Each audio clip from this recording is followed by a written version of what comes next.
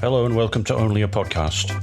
Two blokes upside down and many miles from home talk about popular culture and unpopular culture too. Books, music, films, the news, what we had for dinner last night, everything is fair game. We've no idea what we're doing or why, but we're going to do it. Episode 4. Special guest appearances. Okay, hello everyone. Kia ora koutou katoa. Which is a bit of Maori there. Yeah, I know. In my native tongue, that means all right. Get into your reo. Yes, te reo Maori, I should say. Yeah, we won't go into that too much because I don't know much about it. What have you got this week? Well, let's do a little quick catch up. So before we do the culture catch up, so just hello everyone, thanks for coming.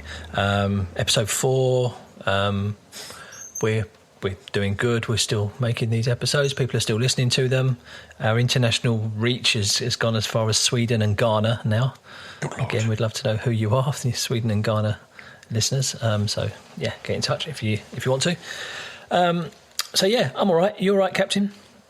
I'm all right. We're still in lockdown, but maybe today we'll be liberated just a little bit more. We may be able to go to shops soon and stay away overnight and that kind of stuff.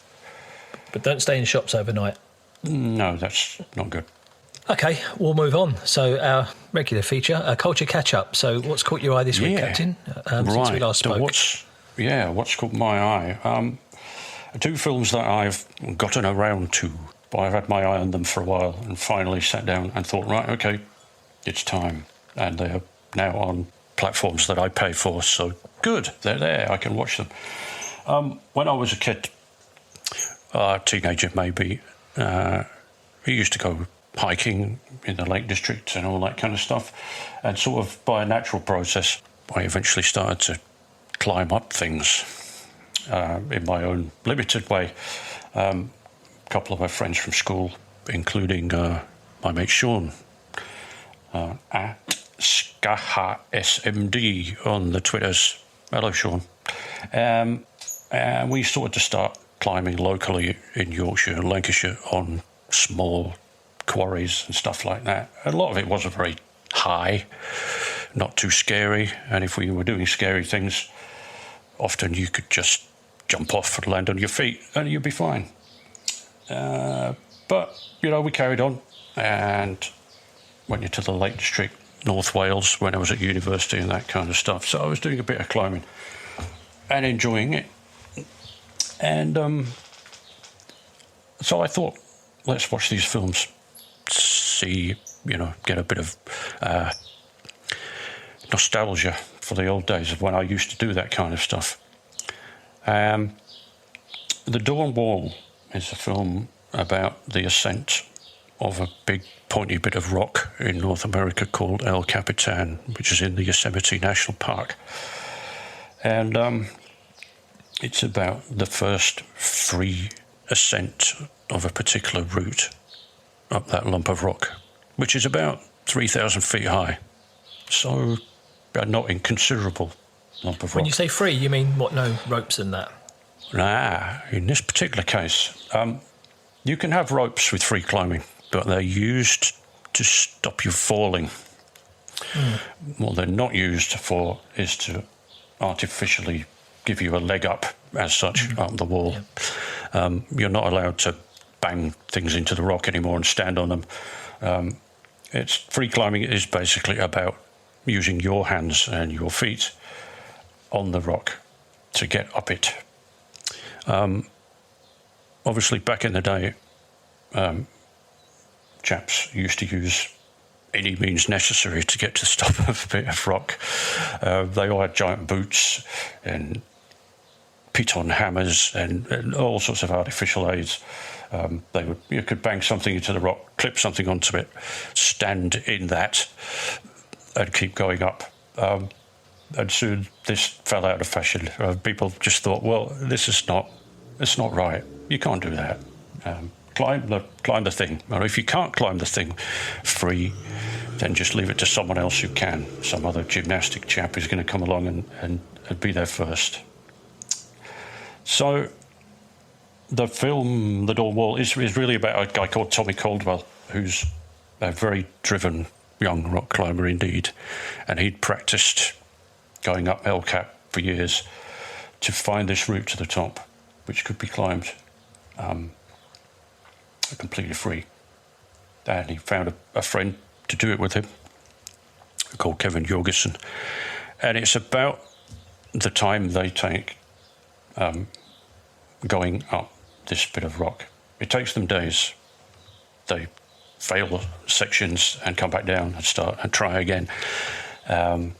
Tommy is a better climber than Kevin is. But Kevin was mostly the gymnastic type of climber who hasn't really done so much of these big things before.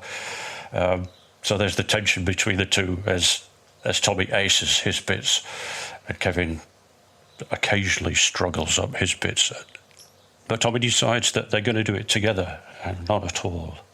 And they have a film crew following them, which adds to its own pressures. And in the next film, there is also the added pressure of emotional attachments to girlfriends, which becomes quite significant for these driven chaps. They've never had emotional attachments before. No, that may be an exaggeration, but they've never had that kind of thing to cope with, and it is challenging. Anyway, to cut to the chase, the photography in these films is staggering. If you have vertigo, well, maybe miss out some bits of this film. It looks astonishing. The things that they do high up on these walls is amazing. They do fall off. And spoiler alert, the ropes do save them. But it's an amazing film, The Dawn Wall. And I thought that would be the most amazing climbing film I ever saw until I saw Free Solo, which is a film about a chap called Alex Honnold, who, as you said earlier, alluded to earlier, climbed El Cap by a different route, but it's just as high and just as challenging, and didn't use any ropes at all. He was basically him, his hands, his feet in some boots, and a bag of chalk powder to dry his fingers, and maybe a little towel. What could possibly go wrong? What could possibly go wrong? Well, if you think about it, coming off from 2,500 feet wouldn't have been fun. Oh, yeah. That little thing. And again, totally astonishing film. These guys are just unbelievable. The mindset is something quite alien, I think. And recommended. But as I say, if you have vertigo, the recommendation is a little bit tentative. I've got a feeling I might have seen one of these just in passing. I'll check them out. Yeah, they sound good. They're both astonishing films. The Dawn Wall is probably best to watch first, simply because those guys, they're still pioneers. But the Free Solo one is just even more amazing, a different level of amazing. Yeah, so that's good stuff. The things that I caught up with. Yeah. And for fun, okay. Slightly, well, still scary, actually. I've been watching on TVNZ on demand and probably on other platforms around the world an Icelandic noir crime series, police procedural almost, called Trapped. And there are two series. I'm deep into the second one. In the first one, a dismembered body is found in the sea, and the local police force, numbering 3, have to solve the crime. And they also have to solve the crime themselves because it's winter and they get snowed in and no one can come from Reykjavik to help them.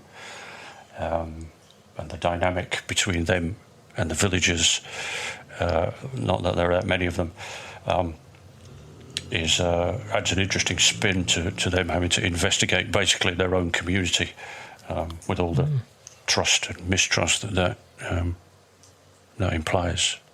Cool. So that's pretty good. Sounds a bit tense. It is tense. Yeah. Is it subtitled or dubbed? It is subtitled. Right. Yeah. And some of the footage, I would imagine it would have been pretty hard to be out there acting in it. Yeah. 90 mile an hour winds and driven snow and all that kind of stuff, and they're having to act. Action. Yeah. You know.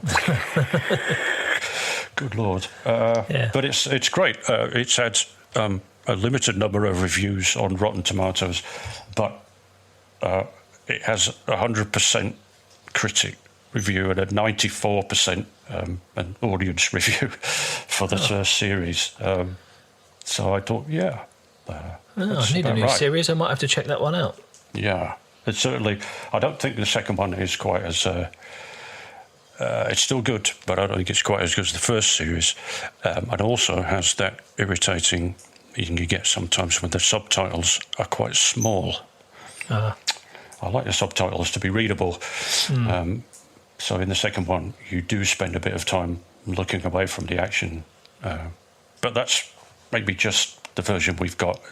Maybe in other parts of the world it's better. Or maybe there's a dub version. But it's cool. I recommend it. Just drums and bass as a dub version, though. yeah. It's a remix. Yeah. Watch it. It's certainly the first series is well worth a look. Cool. Speaking of dub versions, that's just reminded me. Your man from UB40, Astro, sadly passed away in the last couple of days. And I was quite surprised what big news it made over here. The breakfast TV this morning, they were playing UB40 songs all throughout the weather and all that. It was and it made the main news, and it's quite a big deal. So I guess they were quite big over here, UB40, but. No, they were. The songs they were playing were the ones that didn't feature Astro at all the later ones, all the crappy cover versions and all that. But you need to go back to the first couple of albums, folks. As everybody should. Yes, because that's what UB40 were really all about when they started. Yeah. Before they got really successful. But a bit like us with this podcast. We'll be doing crappy cover versions on this podcast soon when we get successful. Hackneyed old ideas will come to the podcast. We've already got plenty of those. Yeah, we have. No, it's okay. Yeah, UB40 were a big influence over here. Well, I think they like reggae kind of music over here, don't they? I think a lot of your sort of Maori musical acts long tradition throughout the Pacific of reggae. Yeah. Which is interesting because reggae, as we know it, is kind of quite new, isn't it? It was only really invented in the 60s, was it? Reggae. I think ska came first, and then reggae, but the name reggae was born at that time, I guess. So I guess the music's always been around. It's a simple strum on a guitar, isn't it? The Pacific strum over here. The Pacific strum, is actually exactly. a thing. Yeah. Okay. I'll watch those rock climbing films. They look good, and Trapped as well. Right, for my culture catch up. I've got quite a big list this week, so it might mean we have to shrink our main theme down a wee bit because we don't want to go on too long. But before I start mine, I just want to mention one of my favourite podcasts that I've listened to for years is called Word in Your Ear.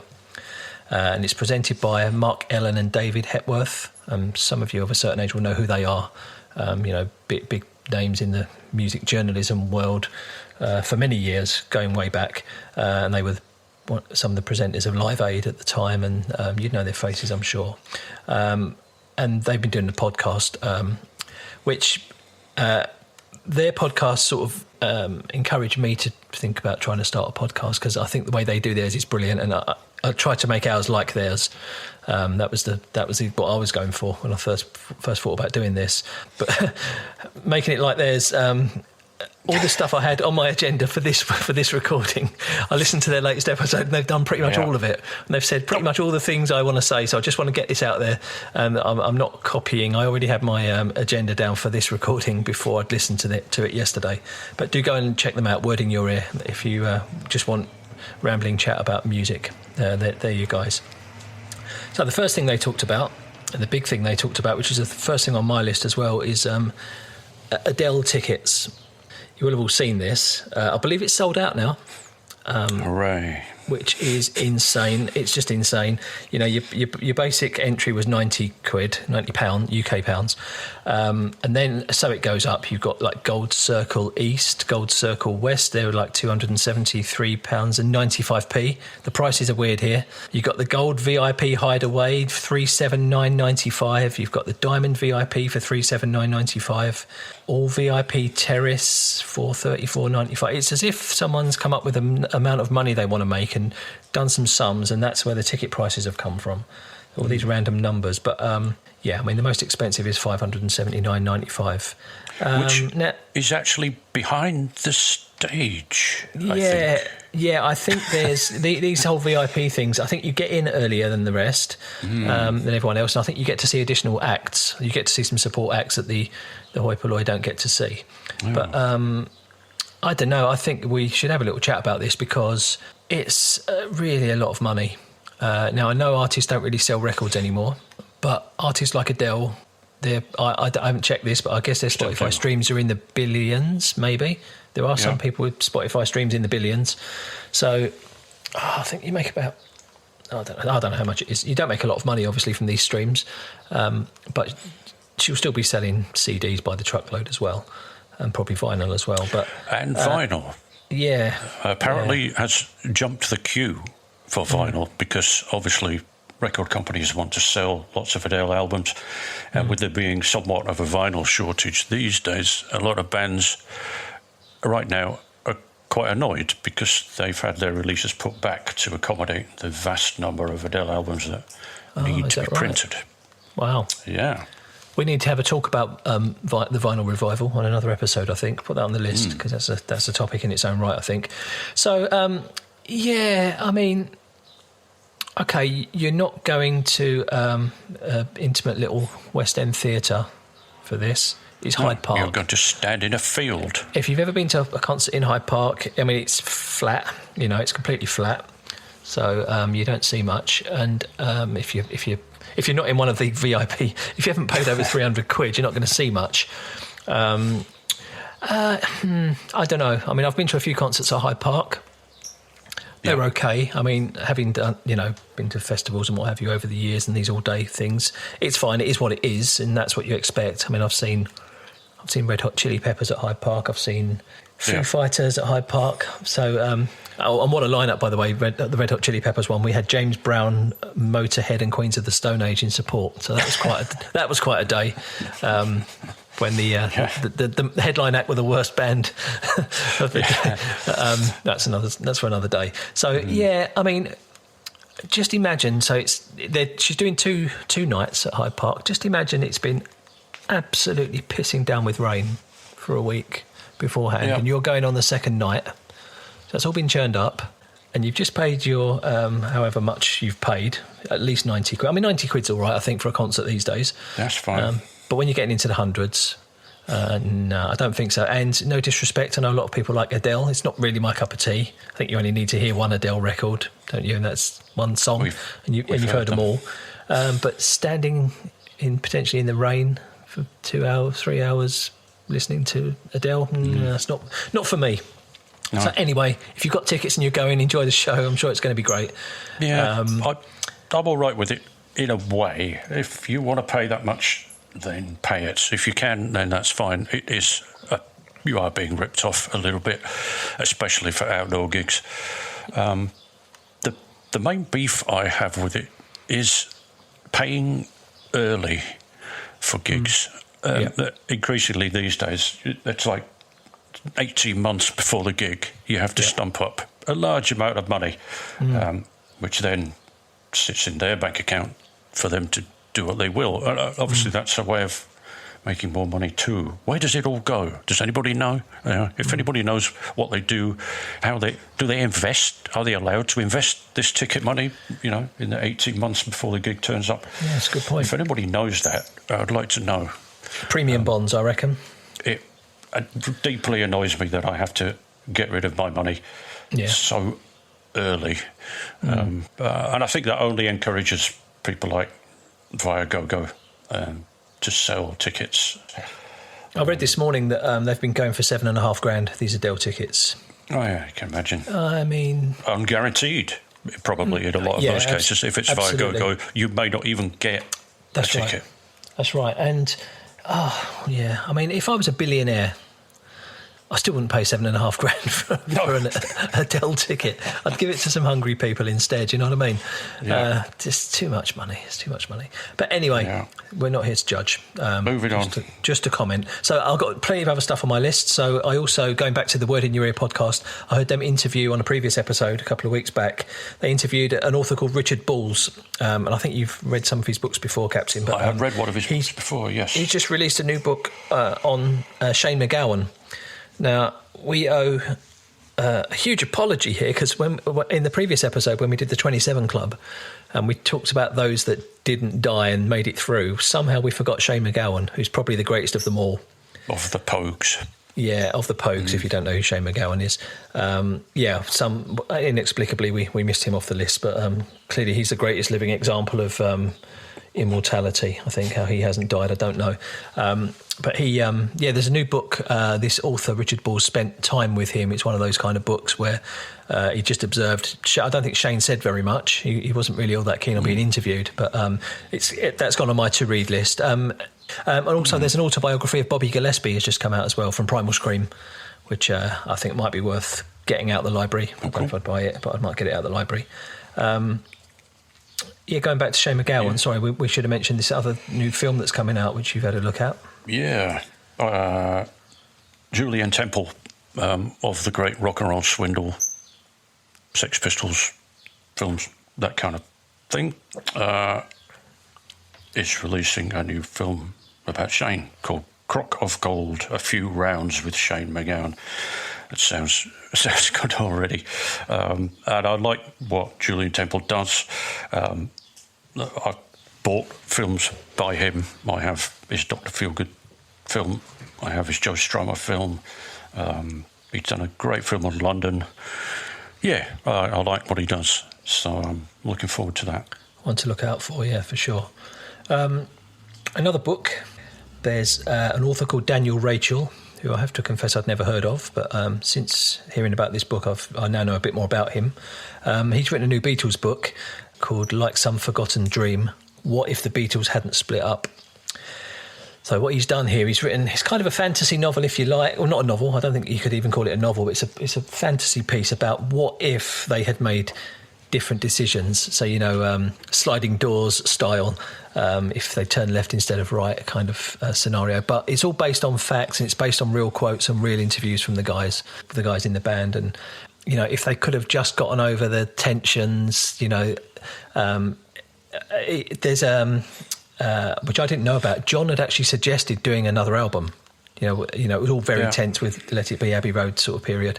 John had suggested doing another album, which I didn't know about, and his suggestion was, let's make it a double album, and all four of us can have one side each, and we do whatever we want, put whatever songs we want on each side of the album, which would have been spectacular, I think.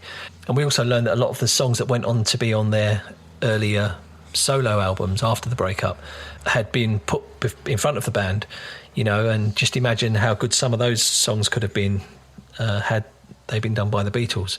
I mean, obviously George had a huge catalogue of songs because, straight after the band split, he went off and recorded a triple album, didn't he? All Things Must Pass. So imagine if some of those songs had been the Beatles, with their magic on it. So looks like an interesting book.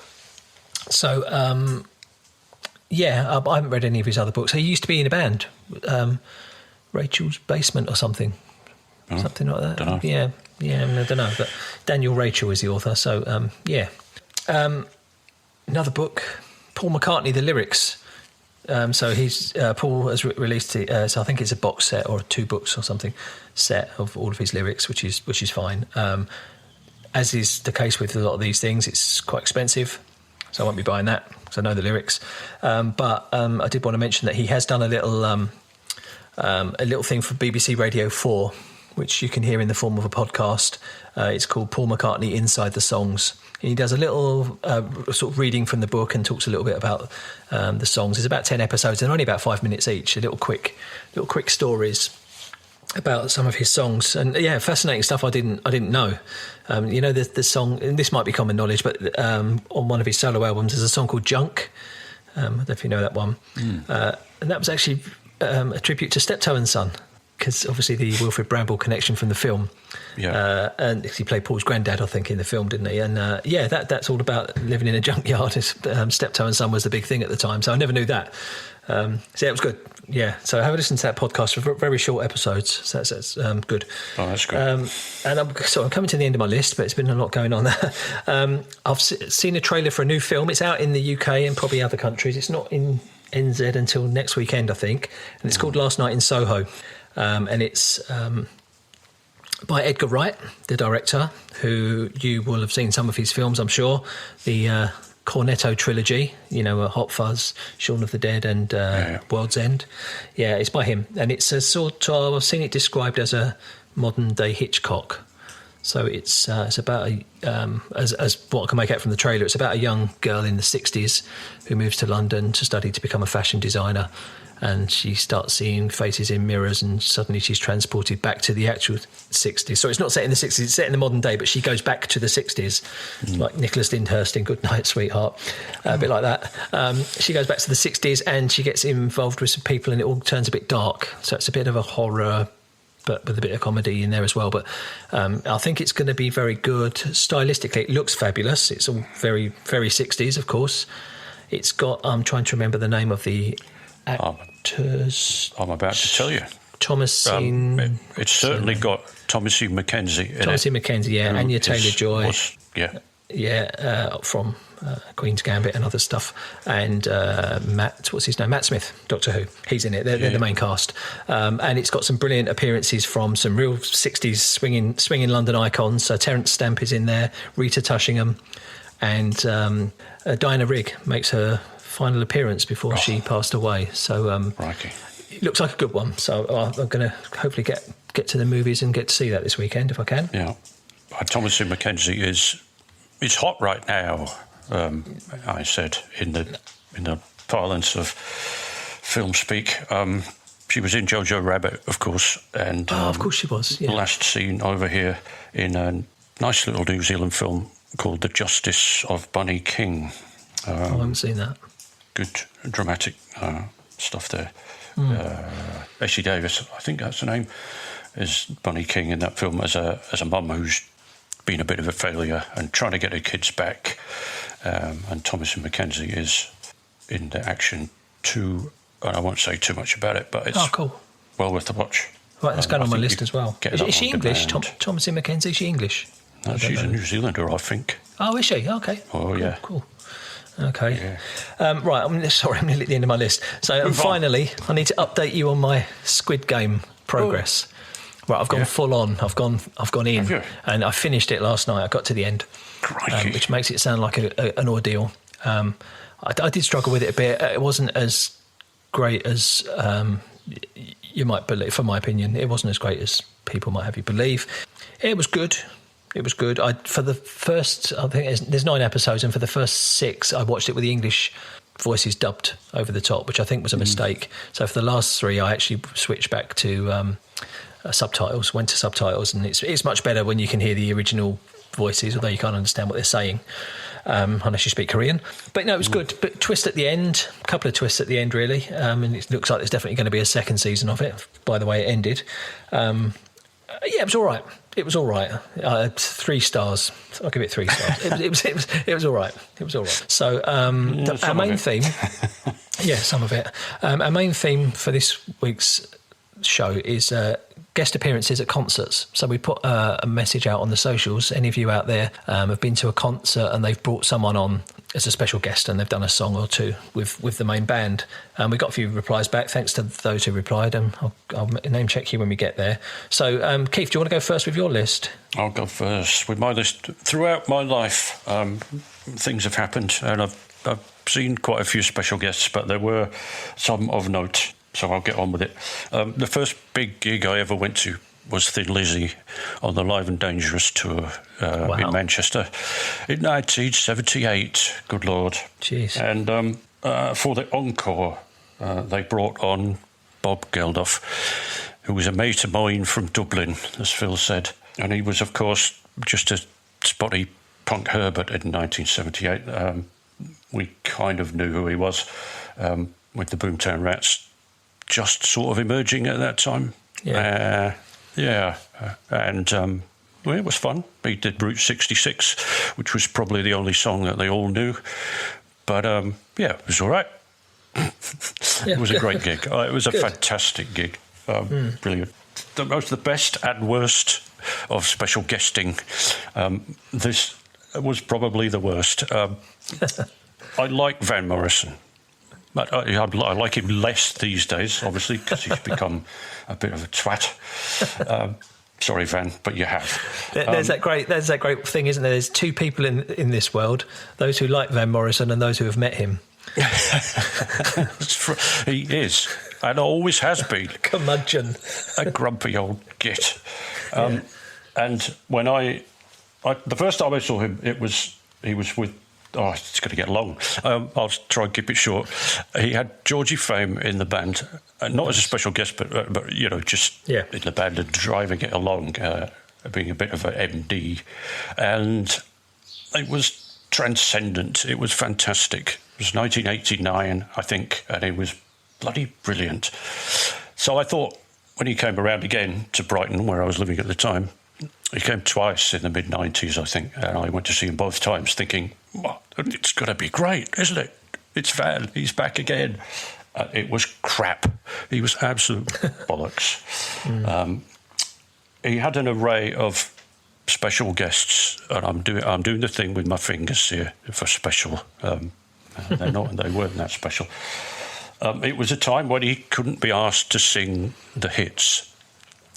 He just wanted to sing the new stuff and things he was interested in. So, Tupelo Honey, Into the Mystic, Brown Eyed Girl, no, you can poke it. I'm not really going to sing those things anymore. But instead of just being Van, he brought on an array of people at the time to sing those songs. His daughter, okay, fair enough, an Irish singer called Brian Kennedy. Yeah, I remember him. James Hunter. Britain's foremost Sam Cooke stylist, and others.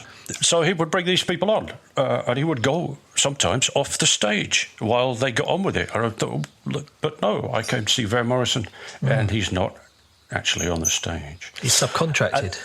He subcontracted it out. And one of the nights I went, the previous night, Richard Gere was invited on to play a bit of guitar. Now, they may have been into Scientology or some other branch of stuff. I don't really know why the connection, why Richard was there, but he did appear. But the night that I went, Richard Gere didn't appear. And Van was pretty annoyed with Richard because Richard had been chatting to Van's girlfriend quite a bit. So Mr. Morrison was not in the best of moods. And also had all the special guests doing the songs as well. An appalling gig. We knew there was something up when we came in, and there were bits of paper stuck up on the wall saying the concert will start at 8 and it will finish at 10 and there will be no encores. Well, okay, you get 2 hours, but you got 2 hours of a pissed off Van Morrison and a bunch of special guests. That was one of the worst. I shall get on with a couple of remaining ones. Thanks to my old mate Kevin Bronson at KR Bronson on the Twitters of Buzzbands LA, I was invited to go to Coachella. Nice. Where you can see special guests. Many special guests are there. They're roaming the grounds. They're on the sides of the stage. They're everywhere. They're absolutely everywhere. But I shall name two. The Jesus and Mary chain were playing one of their sort of revival gigs. It was 2007 at the time. And they brought the wonderful Scarlett Johansson on to sing Just Like Honey. Oh, hello. It's still there on YouTube. We'll put the links up to as many of these as we can find in the show notes afterwards. So that was a nice surprise. And the other one I'll mention is that Happy Mondays were there. doing also sort of a kind of mini revival at the time, and they were introduced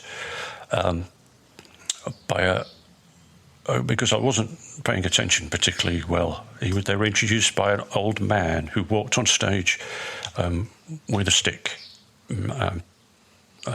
obviously not in too good a state, and it wasn't immediate. It was only afterwards, during a couple of songs in, that I recalled who it was, and it was Tony Wilson of Factory Records, who, of course, passed away a couple of months after that, and I didn't recognise him for a while. Yeah. Good one. I shall move on. You mentioned Jesus and Mary Chain there. Another one we can do for another day, or a question to put out on the socials is, what's the loudest gig you've ever been to? Because mine was Jesus and Mary Chain at the Brixton Academy. You can feel your organs being rearranged inside your rib cage. It was one of those, But yeah, that's for another day. Okay, good stuff. I've got a few of these special. I know I've got more, like you said. There's definitely more, but I just couldn't recall them. So I'll rattle through these quite quickly. I remember. I was at the Union Chapel in Islington, in London. Don't know if you've ever been there, anyone. It's a great little venue, a church. And I was there to see Edwyn Collins, and he was joined on stage by Bernard Butler, who was... he just left Suede. It was a big deal in the music press at the time because Suede were kings of the world, and it was controversial, and he'd been replaced by a 17-year-old, and this was his first sort of public appearance since leaving Suede, because he got up on stage with Edwyn, and obviously Orange Juice was a big, and Edwyn were big influences to Bernard Butler, and they played In a Broken Dream. Python Lee Jackson. Python Lee Jackson. Yeah, with Rod Stewart on vocals, though, right? Sung by Rod, yeah. Yeah, so they did that song with Bernard on guitar. And coincidentally, I also happened to be sitting next to Jarvis Cocker at that concert in a rather dashing velvet suit. Him, not me. And similarly, actually, the next story is kind of similar. I was at the Astoria in London again to see Graham Coxon when he was doing when he had those couple of fantastic solo albums out a few years back. And he brought a guest out on stage, and it was Pete Dougherty from the Libertines. Again, it was kind of first public appearance after the high-profile split of the band kind of thing. So Pete Dougherty came out, and they did Time for Heroes, the Libertines song, Time for Heroes, which is my favourite Libertines song, one of my favourite songs by any band, I think. I love that song. So that was a big moment. That was good. He was a bit supportive of Pete at the time, wasn't he? Yeah. I think a lot of people were, because I think they realised what a talent he is, and they didn't want to see him go to waste. I think Elton John got involved there, because if you've read Elton John's autobiography, he was very giving to young artists that are kind of going the wrong way. He tries to help them out. Yeah. Because he did there was some having the knowledge concert or something, and Pete Dougherty and Elton John did Children of the Revolution. It was dreadful, but yeah, I can't remember. It was one of these Live 8 concerts, some sort of benefit concert. I can't remember now. So that was good. And then I remembered going back. I haven't looked up the year. Late 80s, early 90s. Elvis Costello did a solo acoustic tour of his album Spike, and we were at the Royal Albert Hall, and I was pretty much in the front row, certainly the sort of front half a dozen rows. Had a brilliant view, and the support act was Nick Lowe, just on his own with his acoustic guitar. So Nick Lowe did the support, and then Elvis Costello did his set. I think he played the whole album, the whole Spike album, and a few others. And then for an encore, Elvis came back on stage with Nick Lowe, and he was joined by Chris Difford and Glenn Tilbrook from Squeeze. So that's quite a lineup, but all four of them just with acoustic guitars, and they did the Manfred Mann song, Pretty Flamingo. Yeah. That was a great moment. I remember that very well. Last one. So this one, again, I remember very well for very good reason. This was in 1989, and it was on the 13th of May. And the reason I know that is because that's my birthday, 13th of May. And it also happens to be Stevie Wonder's birthday. So on our list of ideas for the podcast, we've got birthday poker. So who's got the best celebrity birthday matches? So I've got a pretty good one with Stevie.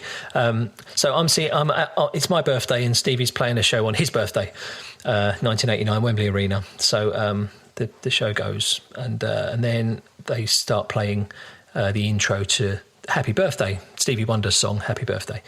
and suddenly all these celebrities or musicians, pop stars, whatever you want to call them, suddenly all get on stage to sing it with him or sing it to him. So I had a quick look at the video earlier because it's on YouTube. there was Paul Young, there was Aswad. How long have we got here? It's not that long because it looks more than it is, I think. It feels like more because it's pretty painful stuff. Paul Young, Aswad, Chaka Khan, Cyndi Lauper, Billy Ocean, Kurt Smith of Tears for Fears, and Junior Giscombe. They sing. Tony Hadley as well, wasn't he? I'm not sure. There's a couple of faces I couldn't quite pick out. So we'll put the link to the video up if anyone can name. One of them looks like Michelle Obama, but I'm sure it's not. And they sing this song. And the most remarkable thing for me was how terrible Chaka Khan's singing was. She didn't know the words or the tune, but she had a go, bless her. That was memorable. I remember that very well. And last one on my list, which I'm not going to mention, yes I am, was I've seen Blur many times, and Phil Daniels comes out and does Park Life, and does that count on our agenda? And Captain's written no, it doesn't, because he's on the song, so that doesn't count. But I'm always surprised when he comes out. It's always a big thrill. He doesn't get out much. So if you've got any more, let us know. But I'll go through the ones that have been sent in to us. I'm aware that we're really racking on the time here, but we'll keep going. Let's go. So Holly and Sam, my niece Holly and partner Sam, they had a couple for us. So they were at the Bombay Bicycle Club's final gig at Earl's Court, and they were joined on stage by Dave Gilmour from the Pink Floyd, and they played "Wish You Were Here," which I'm sure was a great moment. Yeah. Another one from Holly and Sam. They saw the XX, and Florence off of The Machine came to join them. I don't know what song they did, Holly and Sam, if you did say it. I've missed it. Yeah. I think it was You Got the Love, but... it could have been. Yeah. Yeah. My good buddy Hannah in London. Hello, Hannah. She tells us of when she was at the O2 in 2015 to see Paul McCartney. Dave Grohl got up on stage from the Foo Fighters, if you don't know, and they played I Saw Her Standing There, which would have been good. That's by the Beatles, if you don't know. And also, Hannah tells us about a time which she went to see Morrissey at the Roundhouse, and Morrissey went off after 3 songs feeling unwell. So in the crowd, or in the VIP, backstage, whatever, were Jonathan Ross, Russell Brand and David Williams. So they decided they'd get on stage and calm the crowd down. The crowd. Yeah, and they were bottled off, apparently. So there is a clip of that as well on YouTube. Joe talks about when he was at Donington at the Rock Festival in 1990, seeing Aerosmith, and they were joined by Jimmy Page off of Led Zeppelin, playing Train Kept a Rolling. Again, I managed to find that on YouTube. I've actually bumped into Jimmy Page twice, just randomly, which is quite weird, in London. Yeah, I was. Yes, you do. And Keith, you've mentioned here Ronnie Wood is worth a mention as well.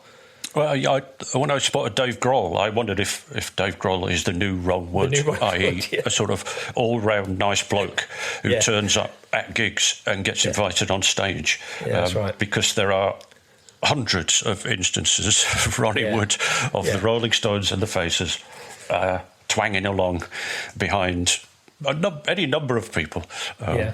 So I think Dave is the new Ron. Okay, that's the end of that topic. Good one. If you've got any more, let us know. We did write on our little agenda here, should we do one more theme? But we've done 48 minutes. Time I've cut all the crap out, we'll be down to 7 minutes. But so I'll end with my joke. So whether you like it or not. So my financial advisor has recommended that I invest in invisible aeroplanes, but I can't see them taking off. Hey. Got any more to say, Captain? Not as such. No. Follow that. All right. Thanks for listening, everyone. So it's at Only a Podcast on all the socials. We're on Facebook. Hello at Only a Podcast. Thank you for listening. The listening numbers are going up every day. It's really good. Tell your friends if you like what we're doing. Do that. And I'm guessing, though, if you're listening to this, you probably haven't got any friends. But if you've got work colleagues, tell them or something like that. Yeah. That's all from me. Say goodbye, Captain. Goodbye, Captain. See you later, guys.